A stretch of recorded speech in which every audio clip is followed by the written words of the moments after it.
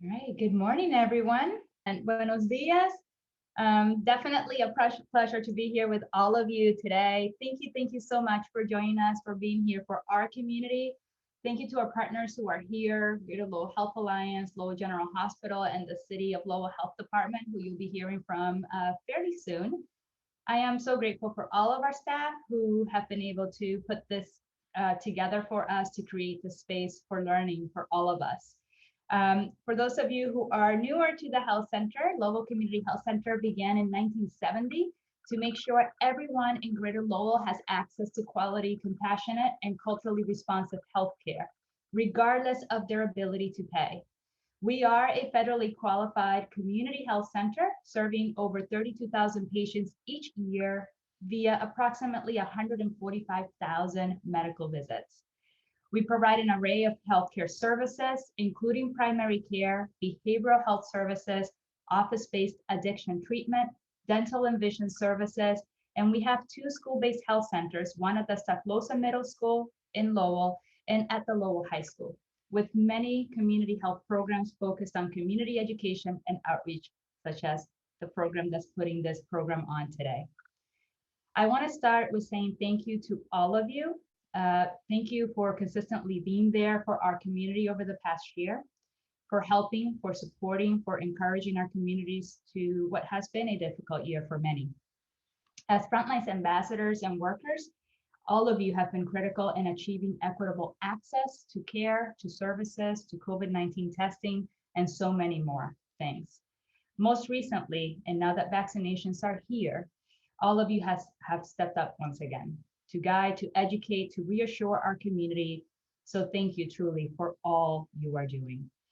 As trusted messengers who meet people where they are, who empower them to act, we know the importance of the role you play in all COVID-19 community outreach initiatives and approaches that we are taking. As such, and we hope that during our time here today, we can provide more information for all of you, answer your questions, and touch on ways that we can collaborate and support you in this work. Now, I would like to invite Mrna Vaccines, who's our Director of Community Programs. She's a community health worker, a medical interpreter, she's an advisor, she's a community advocate, and so much more here at Lowell Community Health Center, who will be our MC for today's event. Mrna, mic over to you. Thank you so much, Sheila, and good morning, everybody. I'm so excited to be here. Welcome to this event, equipping our frontline health ambassadors with information so that they're good enough to the community to educate those that are in most need of COVID-19 and COVID-19 vaccine education. So we're here to hear from you and also to share what we have as a team from our main speaker, and also to share amongst ourselves so that we can see our way forward to promoting equitable distribution of the vaccine for the community and also promoting health outcomes for all. So if we can move on to the next slide, please. So before we begin and introduce our guest speaker, would like to hear from who is in the room. This is just a poll question. This one is anonymous. So when we post the poll, it will not be associated with your name. So we wonder how you feel about getting your COVID-19 vaccine. So you're either ready, maybe when your time comes, which most people in this room, maybe your time has come. Since April 19th, we were all opened up by the Department of Public Health. Are you waiting for more people to get vaccinated so that maybe you give other people a chance, or are you thinking about, let me just watch? So the poll is up. We'll give it a few minutes. Why or how do you really feel about getting your own COVID-19 vaccine? So you can answer that question. We want to fill the room so that it also helps Beth with the presentation.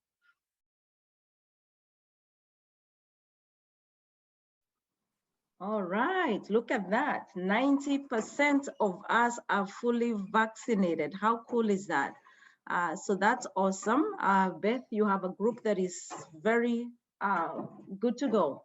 Thank you so much for taking that poll. The next question is general. It's also another poll question. based on what you're hearing as a community ambassador, and we trust your judgment, what are the top 3 reasons why people may not get the COVID-19 vaccine if they're eligible? So what are people saying? You can choose up to 3 choices. We want to see where we need to do a little bit more work. So what are people saying? Top 3. What are you hearing? I think it may give you the option to choose one. So if that's the case, just choose one. Correct. You can choose up to 3. And if you see other things, if you know of other things that are not in the list, feel free to add them in the chat and just say poll 2. This is what I'm also hearing.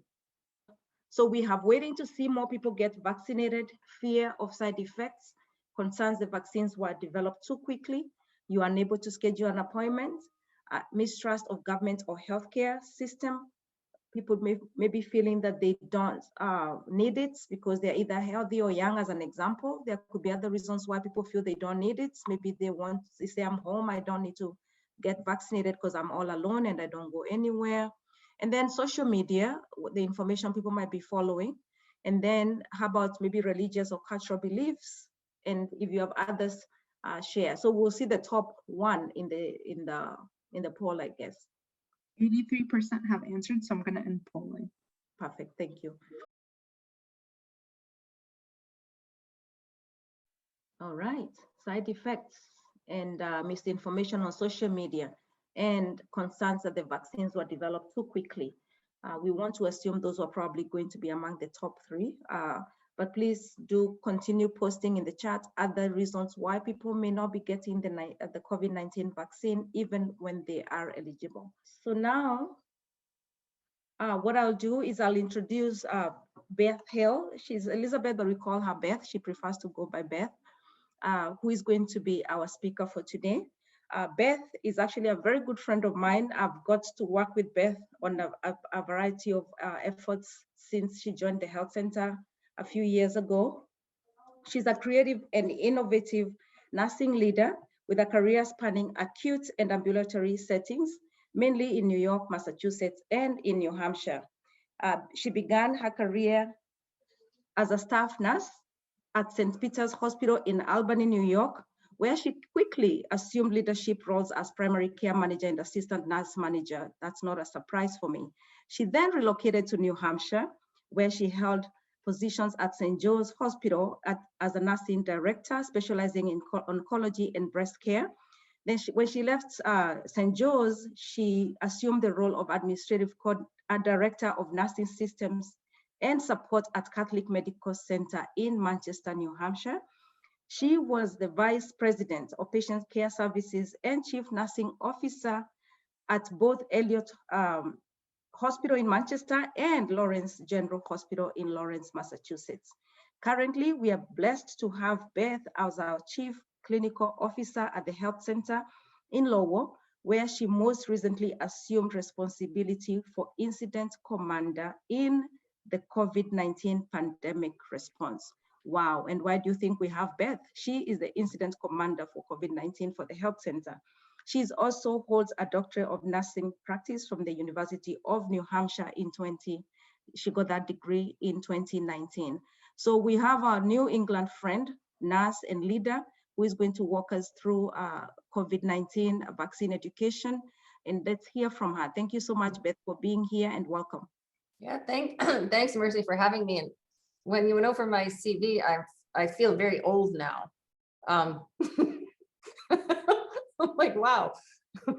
But thanks, and I'm happy to be here. And I know there's some other experts in the room, so I don't espouse to know everything about the COVID vaccine. And just this morning at 7, I attended a meeting with some medical and nursing leaders from the state, and we're all discussing our approach and how we're going to deal with the new hesitancy that we all may be dealing with because of the the pause with the Johnson & Johnson, and kind of what our approach is going to be. So I would also like to hear from all of you what you're hearing, because it helps us as clinicians understand what kind of education, what kind of outreach, and what do we need to prepare for with our patients who may or may not want the Johnson & Johnson vaccine, because I am hearing, two camps. Some people absolutely just want that one, and others, they're unsure. So when, as clinicians, we have now 3 vaccines, in our arsenal to fight COVID-19, it is challenging to figure out when and how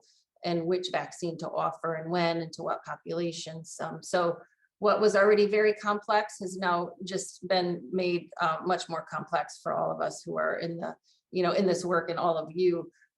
So I'll give some, as of yesterday, I updated our, our slide deck, because it is changing by the minute related to what's happening with vaccines, and then, have some dialogue. And I think the poll was really helpful to just this morning, I was talking to a friend of mine who has, a friend who's afraid to get the vaccine, and it's definitely related to some religious and cultural beliefs. And, those are challenging things to overcome. So how do we work and perhaps even coalition build with some faith-based communities to really provide more targeted work and outreach and education? But it's always seek first to understand, why people are hesitant and what's on their mind and what are they hearing. And then all of us can work together to, help demystify some of that and do the best we can, because the pandemic is not over.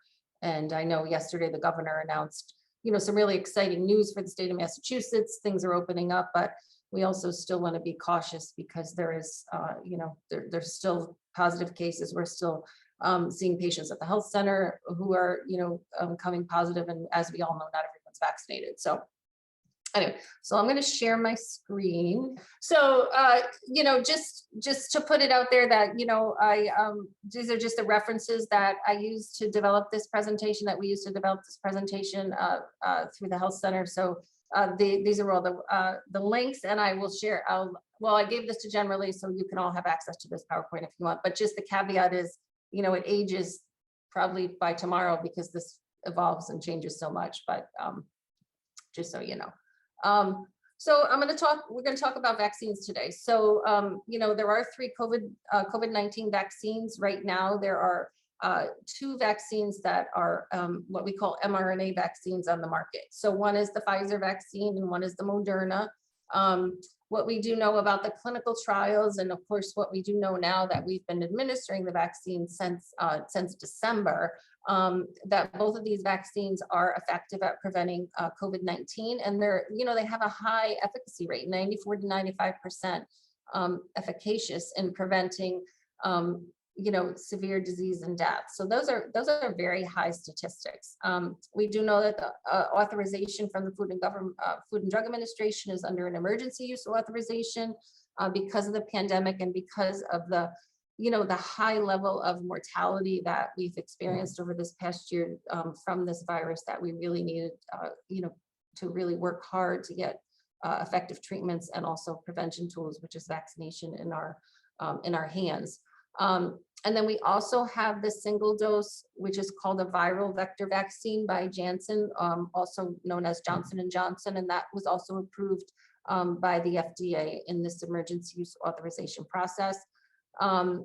We hear a lot of things about statistics and about efficacy, and I'll talk a little bit more about that as we go through the process, but we do know the J&J vaccine is 66% effective at preventing moderate COVID disease, and then 85% effective at preventing, severe disease. So when we talk about severe disease or critical disease, we're talking about disease that requires someone to have hospitalization and very significant interventions.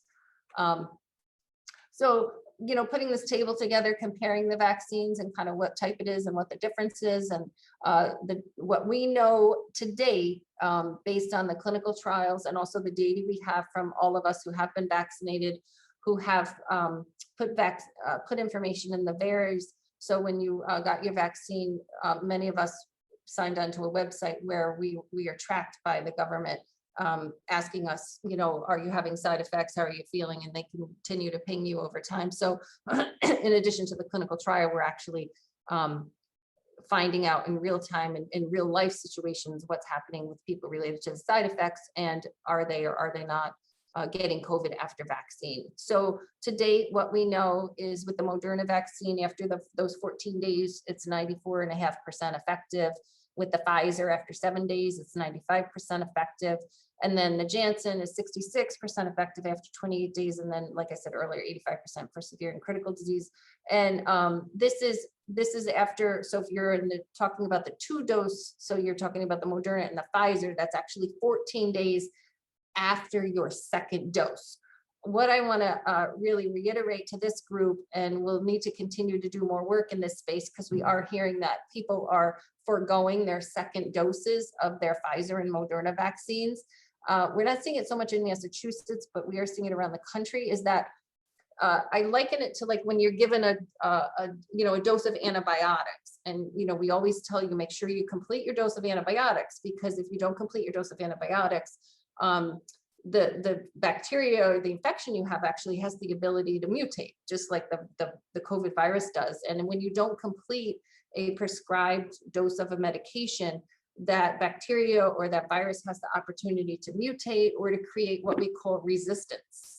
They're very smart, viruses and bacteria. So what's really important is when patients don't take their second dose of their Moderna or their Pfizer vaccine, they're really not completed their medication, and we can't guarantee that they have the protections that we're talking about when we talk about these 95 and 94% protections. So that's really important. And I know that's something that we're all dealing with right now. So we're working hard at the health center to do some, more education. I know we posted something today on our social media about that and how important that is. So Pfizer is the only one right now authorized for teens 16 and up, and then both the Johnson & Johnson and the Moderna are 18 and up. There are active clinical trials right now in the age group from 12 to 16 with both the Moderna and the Pfizer. We should expect probably the end of summer and the fall that these vaccines, once we have enough data, will be opened up to those younger age groups. And then there are trials in either and also much younger age groups as well. It is difficult, I would say, generally speaking, in any medication, drug trial to recruit, children, at young ages, but it is happening. And then again, the dosing schedule with Moderna, it's 2 doses, 28 days apart. Another important thing here is with the Moderna vaccine, we can give it to you 4 days prior to the 28 days. However, not any sooner. And really the bookend, the farthest out we really want to go with both the Pfizer and the Moderna is 42 days. We don't have data because the clinical trials were only done and we only measured at that 21 for Pfizer, 28 for Moderna. And then the bookend is the 42 days. Beyond the 42 days, if you're waiting beyond the 42 days for your second dose, we really don't know what protections are in play. So it's really important, if at all possible, to stay within, the prescribed 21 days for Pfizer, 28 days for Moderna. But if someone has to go out further due to unforeseen circumstances, due to travel, due to other illness, 42 days is really the farthest out we really want to go. And then the Janssen is only 1 dose, and that's the Johnson & Johnson. So mRNA vaccines are fairly new. They're a new type of vaccine. However, we have been studying them for over 30 years in science. So the mRNA this is very complicated, so I don't espouse to know everything about it, but I know enough to be dangerous. So they do contain instructions for our cells to produce those really unique, those spike proteins, those unique parts of that COVID virus, and then it teaches our body, hey, this isn't right. We got to fight this off, and your immune system, our immune system is really, really cool in the things it does, and it actually wages war on this virus, and it recognizes that it's not good, so it fights it off. The mRNA vaccines, they go through the same testing as other kind of vaccines, and they can't give you COVID. They don't affect our own DNA. They're not a live virus, so they don't give you COVID. It just teaches our immune system to recognize that virus is bad, and it teaches our immune system to fight. And our immune system does this all the time.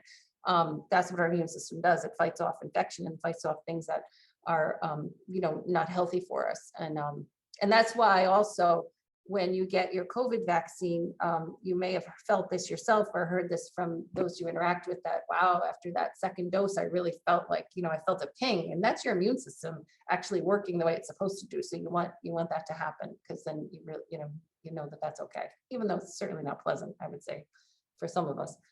And then the Johnson & Johnson vaccine, that actually uses a weakened virus to carry instructions to our immune system. So this is more similar to some of the other vaccines that we've had in production and that, we've received, such as our Mrna vaccine or our flu vaccines, kind of similar, more similar to those kind of traditional vaccines.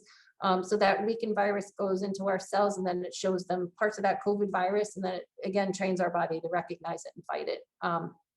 But that virus can't reproduce in our cells. It doesn't work that way. So it can't cause the infection. It doesn't make you sick. It gives you side effects, but it doesn't make you sick with the virus. And all of these vaccines underwent really, really significant rigorous testing for safety and efficacy. And we continue to collect data every day on, what's happening out there. And then, another important factoid about those viral vector vaccines, they have been used to fight those outbreaks of Zika and Ebola. And we also right now currently researching these viral vector vaccines to prevent the Zika virus and HIV. So a lot of neat stuff happening there. So emergency use authorization, it just is a process to speed up the availability of the vaccine during this pandemic so we could get it out to people soon. Really, what our government did is it made a down payment. It actually took a risk, a gamble, and it paid those drug manufacturers ahead of time. Whereas in the traditional way that we develop medications is it's an ongoing process, and you don't pay up front for something. You're not going to gamble with something. So those drug manufacturers, it takes them years to get the money and the resources necessary to go through all the processes. But what we did is we said, here's all the money you need, do what you have to do because you have the funding now to buy all the, the ingredients and hire all the scientists and everything you need to do the testing. So that's really the difference when you talk about emergency use authorization. It wasn't that we cut any corners in the process or cut out certain pieces of the process. It was really just, it's all related to the financial down payment that we made on this. These vaccines. So we'll talk a little bit about the variants right now. So as all viruses do, they have the ability to mutate and create variants. They're very smart. And that's why it's really a race to get people vaccinated, because the more people that are vaccinated, the less opportunity that the virus has to mutate and create variants. So right now, we know there are 5 variants, and we continue to find more variants out there. And that's why, again, it's really on us to really get as many people vaccinated. So these are all the variants. I won't talk, I won't get into detail. You'll have the slide deck. But the thing about the variants is, again, they're smart, right? So they've realized, people are getting vaccinated. There's not as many hosts out there for me to invade. So I got to get smarter and figure out how to transform myself so I can, so I can beat them. So it really is a fight and a race. And what we do know about those variants is they're smart and they do have a higher viral load. So when you have a higher viral load, that allows you to transmit it easier. So that's why it's more transmissible, because you actually are carrying more virus when you do have one of these variants. So it does have increased transmissibility. At this point, we do know, particularly with the J&J vaccine, that the J&J vaccine was actually being tested at the time that those variants were swirling around. So we do know that there is protections from the J&J vaccine on some of the initial variants, and then also the Moderna and Covet Pfizer vaccines. We also do know through studies and through kind of the retrospective review that they have provided protections as well as to some of the variants. But the CDC actively tracks variants, and how we know they're variants is when we do our PCR swabs. So when we swab people for COVID, when we look under the microscope, we see those different ways the cells look, and then that tells us, and that's how we identify those variants. Eligibility, we all know who's eligible now in the state of Massachusetts. Everybody's eligible for the COVID vaccine right now. And then, just a little factoid, again, in an effort to get more access to vaccine, the state and the federal government did authorize other individuals to who are properly trained and under the supervision of other clinicians to be able to vaccinate. So it has opened up that access and allowed us to have more individuals who actually can vaccinate, not just nurses and doctors, but a whole slew of clinicians and medical folks who are properly trained. So we talked about the dosing, so I won't go into that. I talked about this already. I always talk ahead of myself. At this point, as far as dosing, it's not recommended that, if you had your Pfizer vaccine, that you get a Moderna for the second. So if you got Pfizer for the first, you want to get Pfizer for the second, and the same with the Moderna. And if we run into someone who doesn't know what they got, doesn't know when they got it, then we really want to consult with, a provider to determine, do we just revaccinate them, start from scratch. So we haven't run into that yet, but I anticipate we will over time, and we'll get more guidance on how we manage those situations. And then, of course, after you get your vaccine, we all know that, there's still a lot of folks that aren't vaccinated. You're not fully vaccinated until it's that if you're getting the 2-shot vaccine, you're not fully vaccinated until 14 days after your second dose. So you still need to be highly vigilant and, still employ all the proper precautions with, hand washing, social distancing, and masking. We do know now that because this is a droplet, and if you're outdoors, the likelihood of transmission is very, very low, vaccinated or not. So that's why, one of the orders that came through yesterday from the federal government and the state is, when you're outdoors, you don't have to wear a mask. And I like that chart that shows, fully vaccinated people, under vaccinated people, and red, green, yellow. I thought is a good visual to have to demonstrate to people, what the precautions are based on where they are. So side effects, there are side effects. There are some allergies with these vaccines. There is no drug or medication or vaccine that I'm aware of that doesn't have some sort of a side effect. I don't know if you hear those commercials. Sometimes when those commercials come on about certain drugs, and like they talk so fast, there's like hundreds of side effects, and then they end with it, and death. Like, okay. But it's important just, from a frame of reference when you're talking to people, they're concerned about the side effects. It's just good to remind them that, no medication comes without, a small risk or side effect. So put it in the perspective of that, and also the perspective of the high level of morbidity and mortality with this virus. It's extremely high, certainly in older populations and some other populations. So, but the side effects can be unpleasant. It's always important, and when we're giving our vaccine, and I know those of you who are in the vaccine business, we spend a lot of time telling people about the potential side effects and what to look for, what's considered a normal side effect, but then what's something that's escalated that you might need to seek medical care for. But the most common side effects are injection site pain, fatigue, headache, muscle aches, some body aches, chills. Some people get fever, some people get nausea. You see that a little less in the Pfizer vaccine than the Moderna vaccine. Typically, those side effects don't last any more than 24 or 48 hours, but some people do have expressed, oh wow, I was really feeling it for about a week. It is definitely individual, but the majority of folks, it's a little less than 24 hours.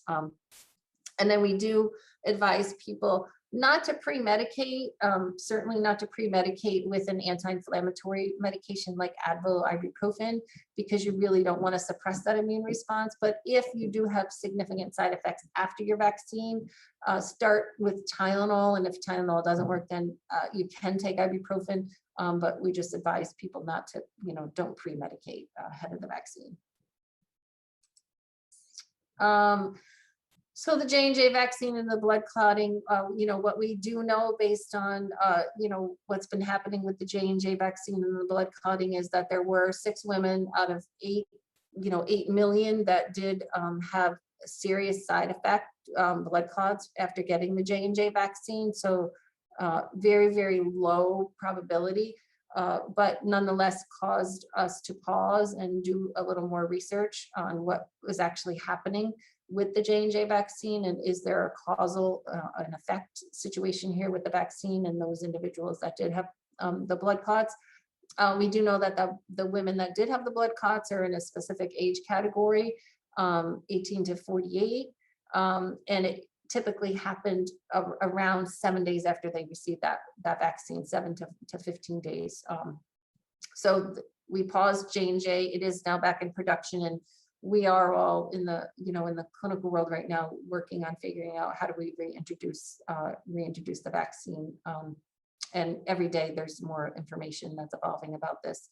And we're developing clinical guidelines as well for how we reintroduce it into the community. So at this point, we're not We have not yet resumed it, but we are working with our partner, Wellforce, and then the Marley Community Health Centers and other health centers, and really want to make sure that we're all aligned on how we're going to do that and what we're going to do. But the J&J vaccine is certainly advantageous for many people because it is a one dose. It is, it is challenging for some people to take time off of work to get a vaccine, so to have to take time off twice, or kids who are in school. So we do want to make sure that we safely reintroduce it and have the right, guidelines in place. So when we do that. And then just another thing about side effects and allergies, there are a small amount of people who have had some allergic reaction to any of the vaccine. And that's why we observe people for 15 minutes after they receive their vaccine. And if they've had a history of, some other severe allergies to other medications or even foods, we may observe them for 30 minutes after their vaccine, just to make sure that they don't have any kind of anaphylaxis reaction. And so far to date, we haven't had anyone at the health center in particular who's gone into significant anaphylaxis shock. We've had people who certainly had some vasovagal episodes, as well as some anaphylaxis-like reaction, but nothing that caused any significant long-term effects, and immediately treated with, epinephrine and Benadryl. And for some people who, a good thing to talk about if you are out in the community and, working with people to go in and get their vaccine, make sure that they eat and drink before they get their vaccine, because people come in and it's you're anxious about it, no matter what. We've been living in, high level of anxiety for the past year with this virus, and then the vaccine, although it's exciting and it feels good, it's an anxious time. And we do find people come in and, they'll be coming in 10 or 11 and, they haven't eaten or drank all day. And then they're anxious, and then they get the vaccine, and then the wheels come off the cart and their blood sugar plummets. So it's really important, just to eat your normal way that you do, and make sure that you're hydrated. We see this more in the younger kids. They come in, yeah, I haven't eaten all day, and then boom, they get a little vasovagal, and then we have to give them orange juice or whatever. So. And then there's some contraindications. We won't give the vaccine to people who've had an allergic reaction to any of the ingredients in the vaccine. And we go over that with individuals when we do, educate them about the vaccine. Polyethyl glycol, PEG, also are in the mRNA vaccine. So if people have had an allergy to that, I don't know. I wouldn't know that I had an allergy to that, but people who have allergies know what they're allergic to. They're very aware of that. And then the Janssen vaccine contains polysorbate. So there is a longer list of contraindications and medications if you have allergies to certain medications for the J&J vaccine that we wouldn't give you the J&J vaccine. There's about 15 of those medications. So we do go over that. And again, if you have, a contraindication from one, you can get the other vaccine. And this is where we really spend time talking to the patients and understanding their allergy profile before we make a determination of what vaccine is best for them. And then we also want to make sure that individuals who have other risk factors, who have, other medical conditions, we just want to make sure that we spend a little more time with them. And if they do have a high allergy profile, we may even send them to an allergist or immunologist, really just to determine what's the best course of action here, what vaccine should they get, under what conditions should they get the vaccine. So it might be something where they're monitored more closely even than a clinic for that vaccine. These are the rare circumstances, but it's just important to understand if you do come across someone who, has a really high allergy profile, allergic to a lot of food, a lot of medications. We're just going to spend a little more time with them to understand what works best. So the vaccines can be administered to people with allergies and other substances, but again, we want to make sure that we provide them the safest situation to do that vaccine. So it wouldn't necessarily be if we're out doing a pop-up and someone has severe allergies and has had anaphylaxis that we would recommend that they get the vaccine in that setting. We'd want them in a more controlled medical setting. People who and in the beginning, we didn't have a lot of data on pregnancy and the vaccine, but now we do have a lot of data on the importance of vaccine, COVID vaccine for women who are pregnant, because we do know that actually pregnancy is a higher risk factor for more severe disease. So we do know that women who were pregnant, who did get COVID, did not do as well under that circumstance. So people who are pregnant or lactating can have the vaccine, but it is important that they just have a conversation with their healthcare provider to make those decisions. People who need to defer the vaccine. So there are circumstances where people can't get the vaccine. So the COVID vaccine. So if you've had any other vaccine 14 days prior to your vaccine COVID appointment. So if you had a flu vaccine today, you can't get the COVID vaccine tomorrow. It has to be 14 days apart.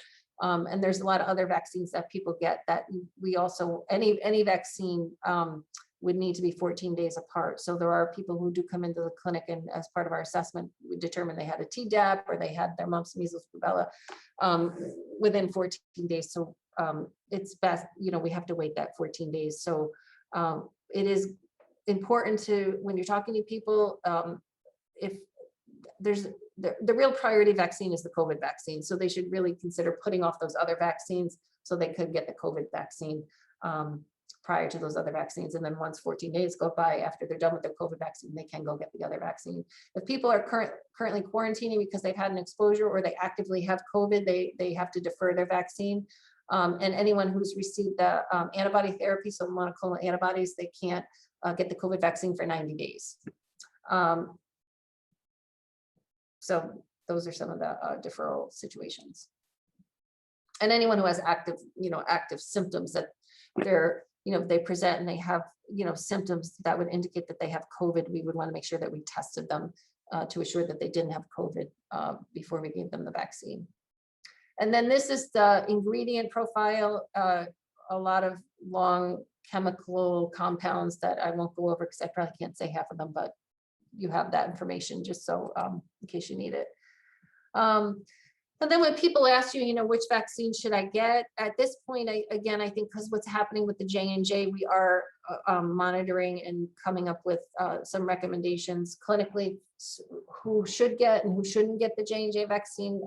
Everything I talked about earlier related to other past history of allergies or side effects to any of the ingredients, obviously, then they shouldn't get that particular vaccine, and we want to have them get, an alternative vaccine. And as the market continues to introduce more vaccine, there'll be more choice, and we'll have more understanding of, what is the appropriate vaccine for certain individuals based on their own history and their own profile. But all the vaccines are, effective. There's different levels of efficacy, but just put it in perspective, on average, the flu vaccine is only about 40 to 50% effective, and all of these COVID vaccines are well over 50% effective. So really, really highly effective.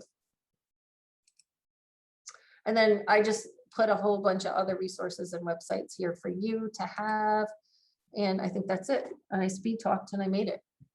Yay, thank you so much, Beth. You're welcome. And then some more references for you. Perfect. Thank you. Thank you. I think for updates, I mean, we heard a lot from Beth already in terms of a potpourri of different things that we are doing. We are offering vaccination at Lowell Community Health Center for our patients. We're actively reaching out to those who are eligible to register them, to bring them in. We're also working very closely with Lowell General Hospital, and you'll hear more from Lisa on what they're doing on their end, as well as the Greater Lowell Health Alliance. And with the Greater Lowell Health Alliance, with the City Health Department, LGH, the larger collaboration there really focuses on education and access. So connecting people to the LGH site, connecting people to other sites as well. Many of you are on our weekly calls that we have with our community partners, where we strategize and coordinate those efforts. The health center, working in conjunction with the hospital, we're also working to see how we can make certain vaccines available via a federal vaccine program that the health center is a part of, so that we can continue to achieve equitable access to vaccination for those who live and are part of communities and neighborhoods that have been the hardest hit by the COVID-19 pandemic.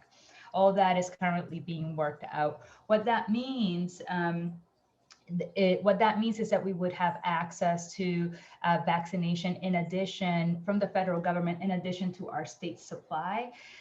And what we do need to also keep in mind for all of us is that, as with any federal program, if you have worked with a federal program in the past or a federal grant, we know that they have very stringent requirements. And it's being able to work through those requirements and limitations with, again, the objective of providing equitable access to vaccine. So right now at the health center, we are offering vaccination for our patients, like I said, and we are working with the city of Lowell and with LGH to be able to refer people who might not be patients of the health center to those locations, as well as patients, because perhaps maybe our time that we are offering or the appointment we're offering might not necessarily be convenient for their schedule, and they might be able to go to a different location to receive vaccination. Again, our objective is to have broadest reach and to connect people to vaccine wherever that may be. So I think that's what we have for updates, not to repeat what Beth just reviewed in terms of the COVID-19 vaccine itself and education. I do want to mention, and Carrie will most likely mention this too, we have a ton of resources that our community partners groups have developed. The GLHA has led in many ways. We have created a resource hub on that page, and we can put that on the chat as well for anybody to access, to print, to provide others, and it's multilingual. And it summarizes, those materials summarize nicely a lot of the information that we heard today in terms of the COVID-19 vaccine. Perhaps not to the level of detail that we saw in this PowerPoint, but very top level information that we can relay. So if you want to review further, there's information there. Again, we'll put the link on the chat. And then, of course, you'll have the PowerPoint presentation that you saw today. So that's what I have for updates. Mercy, thank you. Very welcome. Thank you, Sheila. And just an FYI, maybe I might have missed it. Our patients are being contacted by the health center to schedule their COVID-19 vaccine. So please encourage them to respond to that text or message from the health center. Next, we'll have an update from Lisa Taylor Montminy from the Lowell General Hospital. Lisa is the community benefits manager at the hospital. So Lisa, you are up. Great. And you can introduce yourself a little bit more. No, that was great. Thanks, Mercy. So, yep. So as Mercy mentioned, I am a community benefit manager at Lowell General, and also working in as an equity ambassador for the hospital. So we are very excited through our partnership, as Sheila illustrated, with Lowell Community Health Center, with the City of Lowell, and with the Greater Lowell Health Alliance, to be able to offer a vaccine for our community. I'm sure many of you know that on February 8th, Lowell General opened our mass vaccination site at 1001 Cross River Center, 1001 Pawtucket Boulevard, which is Cross River Center. So started on February 8th, and I'm thrilled to say that as of last Friday, we administered our 100,000th dose to our community. So we are thrilled. And that really is based on, again, a partnership throughout the city, but with the health center and their allotment, and being able to increase our supply has just made such a difference. So we are thrilled about that. We're averaging about 2,500 to 3,000 doses a day. So you can imagine that there's a lot going on over at the site, which is very exciting. There's plenty of parking over there. If you haven't been to the site or you don't know where it is, please, outreach to me. I'll be happy to let you know more about it. We also, as both Beth mentioned, at this point have not resumed our Johnson & Johnson doses yet, but we are working closely with the health center, getting information and seeing where we'll go forward with that. So a lot of people ask that, like, what am I going to get on the day that I come to the center? And the answer is, I don't know, but I will say that we have not started yet to re-administer J&J. We're currently on Pfizer, I believe. Another exciting development, many of you know that on April 14th, we hosted what we called our 1K Wednesday. And that's when we were able to collaborate with the Greater Lowell Health Alliance, with the Health Center, with the City of Lowell, to be able to offer 1,000 doses to our community members who may have faced some barriers to getting appointments at our site. So for a while, appointments were really tight, really hard to get. You had to be kind of on your computer, you know, ready to go, ready to sign yourself up. And if you weren't, you kind of missed out. So we really were excited to be able to offer our vaccines to people who maybe English was a barrier, transportation might have been a barrier, technology knowledge may have been a barrier. And we were thrilled to be able to host those people at the site. Those individuals are due for their second dose on May 5th. So they'll be coming back to our site for their second dose. If you're one of those organizations who helped people get to the site on the 14th, please encourage them that their second dose is going to be on 5/5.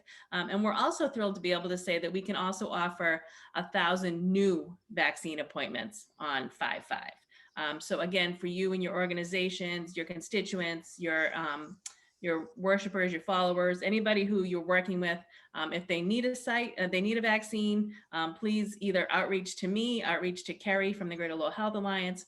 If you don't know how to get in touch with me, Mercy knows how to get in touch with me, and we will be happy to work with you to provide access. Again, you know, being able to do so because of increased supply through our awesome partnership with our city partners and our health center partners. So we are thrilled to be continuing. For our site, you have to either live or work in Massachusetts. You do not have to be a Lowell resident. You don't have to necessarily live in Massachusetts, but if you live or work in Massachusetts, you are eligible. As Mercy said, you know, we want to eliminate as many barriers as we can. So if you have any concerns about what kind of documentation you have, what you don't have, how can we make this work? Again, please outreach to me. I'm happy to work with people on an individual basis to figure all of that out. At our site, we do have interpreters. We have translation services. So again, we want to be able to, you know, help as many people as we can.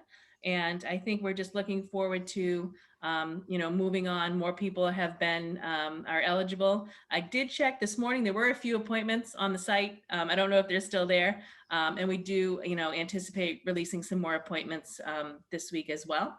But if we can help you get your constituents to our site on 5/5, May 5th, please, you know, do not hesitate to outreach to myself, to Kerry, or to Mercy, who will get you in touch with me. So yeah, thanks and appreciate your time. Thank you so much, Lisa. So for 5/5, you do not have to necessarily book through the website. So you can work with us directly. You give us a list of names of people who you want to bring there on your own, or that they're going to show up. And then we register them outside of the website so that we remove those barriers. So if you have a group of people that you would like to recommend or sign up, it's just a sign up sheet. That's it. And then we do the registration on site to make sure we are following the state guidelines for all the paperwork that is needed for the states. So we are trying to remove the barriers as much as possible. Correct. Thanks, Mercy. Yeah, thank you. So next we have Lowell Board of Health, local Board of Health. So our Lowell Health Department, we have Nicole Chauncey, the public health nurse, with updates from the local Board of Health. Hi, Mercy. Thanks so much for the introduction, and thank you to everyone for having me here and for your awesome updates. It's nice to be able to step back from the hustle bustle of clinics and kind of hear what's going on in the community. So in terms of updates, so far, we are still running our vaccine site at the Lowell Senior Center. That is 2 to 3 days a week, depending on our allotment. Typically, we are doing Tuesdays and Thursdays, and then Wednesday if we do have enough vaccine. We are working, right now they're running in the morning. We are working on trying to shift to a Tuesday evening clinic so that we can make that more available for people who are working. To date, we have administered 8,700 doses at our senior center site. We are also running our mobile clinics. So far, we've administered about 1,200 doses through our mobile clinics. We just had our third clinic on Monday, and coming up on Monday, May 3rd, we'll be holding another mobile clinic at 40 Old Ferry Road, which is the old Elks Lodge. And then after that, we are shifting to Saturdays for our mobile clinics. So our after May 3rd, the next mobile clinic will be on Saturday, May 8th. The location, I actually just got word that the location will be the Shaughnessy School at 1158 Gorham Street. Registration for that clinic, I don't believe is open just yet because we have to wait and see what our allocation will be, which vaccine and how much before we do start to open that up. So very excited to be starting up on Saturdays again, because I know that is a really good option for, especially for people who work during the week. So for both of our clinics, the Lowell Senior Center as well as the mobile clinics, people can register when there are appointments available either online on our website. We have a separate web page for the Senior Center site and the mobile vaccination site, which I will put in the chat. The link to those. That's for people who are able to register themselves online. We also have our call center still up and running, and we have services available in English, Spanish, Portuguese, and Khmer, and we are getting access to additional languages if there is the need.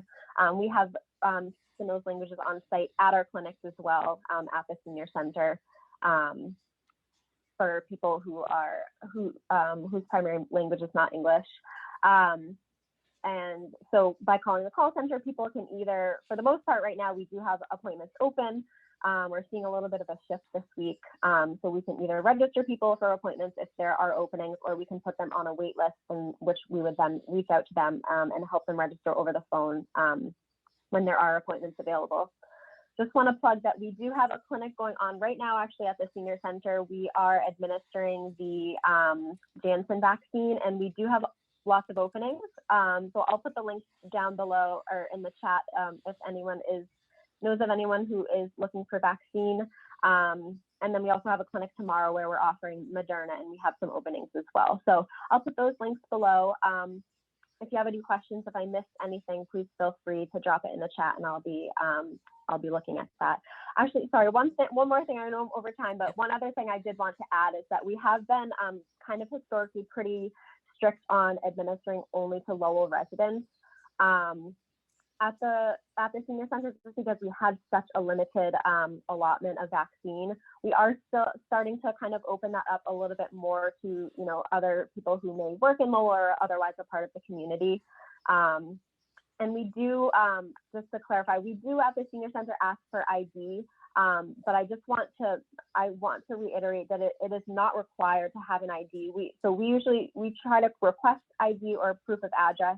I mean, we're kind of moving away from that, but the main reason that we ask for ID is so that we can make sure that we have people's names and dates of birth spelled right. So if people don't have ID or anything like that, they shouldn't be worried to come to the Senior Center or feel like they're going to be turned away for that.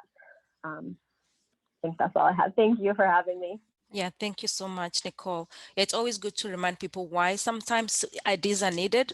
But it shouldn't be a barrier. So if you don't have an ID, you should not feel that you have to walk away. You can always advocate for yourself and or bring up that question to somebody who is over there or one of us to follow up if needed. Thank you for that. Next, we have, so Nancy's question was answered in the chat. Nancy, I know you had a question about the Saturday clinics at the Senior Center, and it's good to hear that they're moving to the community now at Shaughnessy next week. That's awesome. Next is the Greater Lowell Health Alliance. Carrie Dentremont, who is the Executive Director at the Greater Lowell Health Alliance, will give us some updates from the community. Could I ask something before Carrie start? Yes, Adriana. It's about when the people are getting the second dose, if they lost the card, is there is a process in place to follow on that? Okay, I'll let either both Nicole and Lisa to talk about. I know at the health center that should not be an issue because we already have that on file in ECW in our system. So Lisa and Nicole. Yeah, same for us, Mercy. So if they got their vaccination at our site, we would have that and we would be able to, we've had the occasion where we've had to reissue cards for people who have lost cards. So it shouldn't be a problem. Thank you. Nicole? Yeah, and same at the senior center. We just look it up and we just give them a new card when they get to the check-in. Mm-hmm. So if somebody has lost a card, they can always try to get it back as well, because eventually these cards might be useful anyway, even for travel purposes, who knows? So it's always good to look it up now sooner than later. All right, Carrie, you're up. Great, thank you, Mercy. Good morning, everyone. As Mercy mentioned, my name is Carrie Dentremont. I'm the Executive Director of the Greater Lowell Health Alliance. And the Health Alliance is a coalition. We're comprised of healthcare providers, business leaders, educators, civic and community leaders, really all coming together to the same table to, with the common goal to help the Greater Lowell area community identify and address its community health and wellness priorities. In this case, being COVID and the vaccine. So in some ways that we do this, just to give you a little background about the GLHA, we work to conduct a community health needs assessment with Lowell General Hospital and UMass Lowell every 3 years. This community health assessment provides a foundation for the GLHA and our many partners to build ongoing consensus and really focus on our area's priority health needs. And we also work and take this report to develop future community health improvement plans, or what we call a CHIP. So hundreds of community partners and dozens of community agencies and businesses do collaborate and evaluate the community's health needs and create action plans surrounding those needs. So with all this information, we take and we convene our community through task forces. And with all this information, we convene through by way of task forces. We currently convene 7 task forces. Each of these task forces meet monthly. These are open to anyone. Each task force is led by frontline workers, like each of you in the community, who lead our task forces as co-chairs. And these task forces and co-chairs also participate in our the GLHA steering committee. Back in December, Lowell Community Health Center CEO Sue Levine came to us and asked if we could partner on developing an equitable vaccine educational community effort. And of course, we jumped at the chance to collaborate, knowing really what a challenge this is going to be, even back in December. Just really trying to collaborate all the wonderful efforts that are going on in this community and get people working together. What we didn't realize is I think how powerful this effort would become and how important it would become. You know, we all talk about this, but as we find our way out of our pandemic towards a place where we attempt as a community and as the United States and as the world to vaccine more people than ever before, we really look to the coalition and the strength of our partners and our community leaders to help us with this endeavor. Providing equitable access to a vaccine has never been more important for reducing the disproportionate effects that the virus has already caused, particularly in people of color, and preventing widening health disparities going forward, and hopefully in achieving population immunity through this vaccine. As you all know, this effort is taking place against the backdrop of deep political and social economic divisions that have really challenged the public's trust. We talked about this in the beginning with the poll. Public's trust in the government, public's health and trust in public health, and the community's response to COVID-19 in general. So we know people are wary, people are scared, people have a lot of questions, and I truly believe it's our job as public health professionals to answer those questions, combat misinformation with facts, and try to decrease vaccine hesitancy. So the GLHA and LGH and Lowell Community Health Center, we began hosting these weekly meetings on Tuesdays at 9:30 in the morning since December 22nd, with community leaders from approximately 50 different organizations, and representatives and medical experts from Lowell Community Health Center and Lowell General Hospital have joined us each week and dedicated their time at these meetings. We hope at these meetings to provide updates on vaccine distribution, highlight the equity data. We engage our community partners in the development of COVID educational materials. I know Sheila spoke a little bit about these, and I did put the link to these materials in the chat as well. We really aimed we went from a place where there was very little information, and then there was so much information, and then even more misinformation. So we really worked to make these materials specific to the populations that our community partners are serving. The GLHA also produced and distributed 2 surveys that helped inform these educational materials and the development of what we're calling a partnership for equitable COVID-19 vaccine rollout, which is a strategy report that has been shared with the leaders from the City of Lowell, Lowell General Hospital, and Lowell Community Health Center. The Partnership for Equitable COVID-19 Vaccine Rollout Strategy Guide, it's a mouthful. It was really our effort to center equity the vaccine rollout in Lowell. This document was prepared by the Greater Lowell Health Alliance to help guide the resource allocation to target populations and neighborhoods. This guide identifies potential points of community activation for equity projects, focusing on our community-based organizations, our faith-based sites, and other place-based opportunities for vaccine clinics, vaccine appointment sign-up projects, and transportation initiatives. And it also helps us identify our vaccine ambassadors or our message ambassadors. So this guide is intended as a resource for organizations that have vaccine resources. So including that those resources could be vaccines, it could be appointment availabilities, or transportation to vaccine sites, to help inform their decision-making process when considering strategies to decrease disparities in vaccines and access locally. So the Greater Lowell Health Alliance also developed, as Sheila mentioned, a wide variety of shareable educational materials in multiple languages.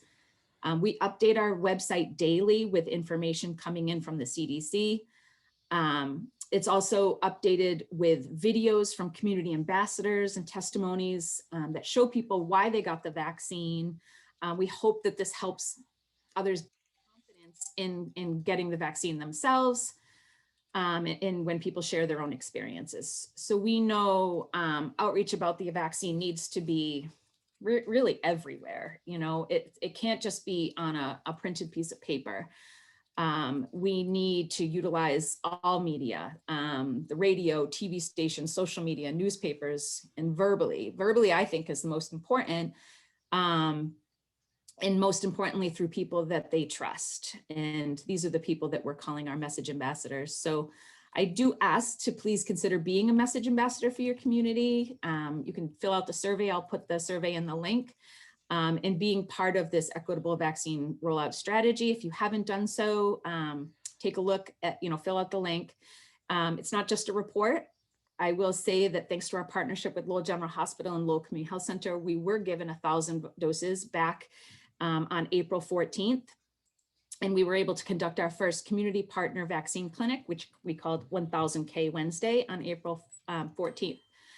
And now on May 5th from 8 to 12, we will host another community vaccine clinic. This time we're calling 2K Wednesday. So when the people from April 14th come back for their second dose, we're able to give an additional 1,000 doses that day. These clinics are meant to be low barrier. So taking, as Mercy and we talked a little bit about before, taking that online registration piece out of the picture and engaging our community partners to identify their clinics that are most in need at this time. We're hoping that they can help us coordinate with transportation and volunteering the day of to assist with language and really help eliminate any barriers. So we did put out a mini grant to support our community partners for this effort. I'll also put that in the link, and that is found at greaterlowellhealthalliance.org. We say that, we want people to volunteer for these days, but we're willing to pay our message ambassadors. So please take a look at this grant opportunity. And also feel free to join us on Tuesdays at 9:30. Anyone's welcome. And check out our website for the fact sheets in multiple languages. And thank you, Lowell Community Health Center, for putting this wonderful event together. You're very, very welcome. Very welcome. That was very good information, Carrie. I do realize that we are a little bit over time, 4 minutes, but we'll get to the end of the program shortly. A lot of people are interested in joining the meeting on Tuesday. Yes, everybody is welcome to join that meeting on Tuesday, and we'll side chat information about the grant as well, which can be found on the website as well, the Health Alliance website. So Jim Ali, if you can take us home, please, quickly. Thank you, Yes. everybody. I'm very Yes. grateful. Yes, I'll do this very quickly. First off, my name is Marley Gonzalez. I am the Community Outreach Coordinator for the Reach Flu and COVID Education Project. And I just want to leave you with these key points. Just to remember, as champion and message ambassadors, your role is to direct people to the right resources. So some of the resources that people shared here, these are your resources to share with other people when you're giving information about the COVID-19 vaccine.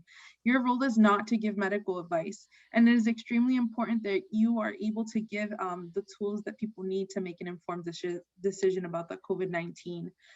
But just remember that you're not there to convince them to get vaccinated. You're there to give them those resources.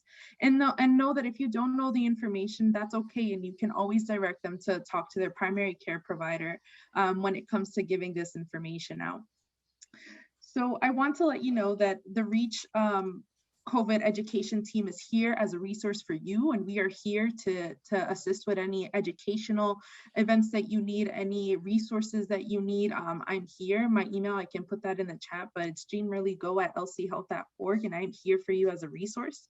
I also would like to invite you all to our Community Clinical Linkages Strategy Working Group. So this is a meeting that basically strengthens relationships within partners to troubleshoot barriers to resources. So we want to talk about COVID-19 barriers, also barriers within the nutritional realm and those resources. And we want to talk about everything, just create a forum to have those conversations within organizations.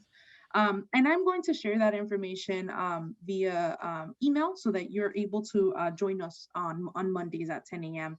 I believe it is once a month.